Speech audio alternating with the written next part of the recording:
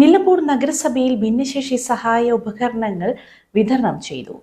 നഗരസഭയും കേരള സാമൂഹിക സുരക്ഷാ മിഷനും സംയുക്തമായാണ് പദ്ധതി നടപ്പാക്കുന്നത്.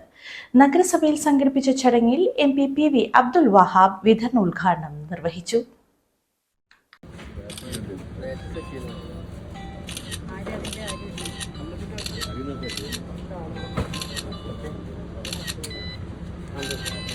നല്ല തള്ളി കൊടുത്താൽ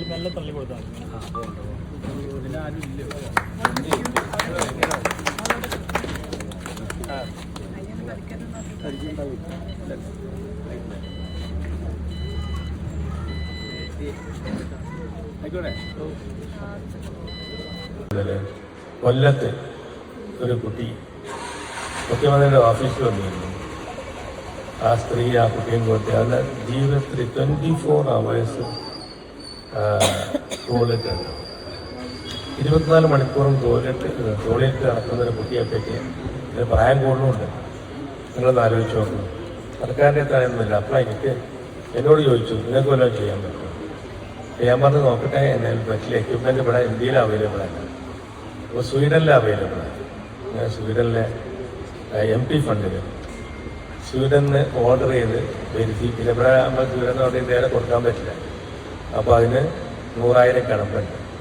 1.5 വർഷം പിടിച്ചു അവസാനം ആ ഇംപ്ലിമെൻറ്റിങ് ഓഫീസിൽ അത് വാങ്ങാൻ.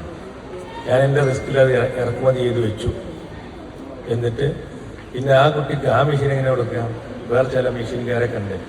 ഒരു ഈ പണിക്ക് പറ്റില്ല, ഈ ടൈപ്പിൻ്റെ സ്പെഷ്യലി മെയിനാണ്. അപ്പോൾ ഇതാണ് നാട്ടിലെ ചുറ്റുപാട്. ഇന്ത്യൻ ഓയിൽ കോർപ്പറേഷന്റെ CSR ഫണ്ട് ഉപയോഗിച്ചാണ് പദ്ധതി നടപ്പിലാക്കുന്നത്. ജില്ലയിൽ 199 ഗുണഭോക്താക്കൾക്കായി 374 സഹായ ഉപകരണങ്ങളാണ് വിതരണം ചെയ്യുന്നത്. നിലമ്പൂർ നഗരസഭയിൽ 74 ഗുണഭോക്താക്കളെയാണ് നിലവിൽ തിരഞ്ഞെടുത്തിട്ടുള്ളത്. ഇന്ന് 23 പേർക്കും ബാക്കിയുള്ളവർക്ക് വരും ദിവസങ്ങളിലും വിതരണം ചെയ്യും. ജോയ്സ്റ്റിക്, വീൽചെയർ, ഊന്നുവടി, ഹിയറിംഗ് എയ്ഡ് മുതലായവയാണ് നൽകിയത്. നഗരസഭാ ചെയർപേഴ്സൺ പത്നി ഗോപിനാഥ് അധ്യക്ഷത വഹിച്ചു. വൈസ് ചെയർമാൻ ഷൌക്കത്ത് അലി കൂമഞ്ചേരി, ക്ഷേമകാര്യ standing committee chairman Musthafa Kalathumpadikkal, standing committee ചെയർമാൻമാരായ മേരീസ് ഷിബു, സുരേഷ് പാത്തിപ്പാറ, സ്മിത മോൾ, മുംതാസ് ബാബു, കൌൺസിലർമാർ തുടങ്ങിയവർ പങ്കെടുത്തു.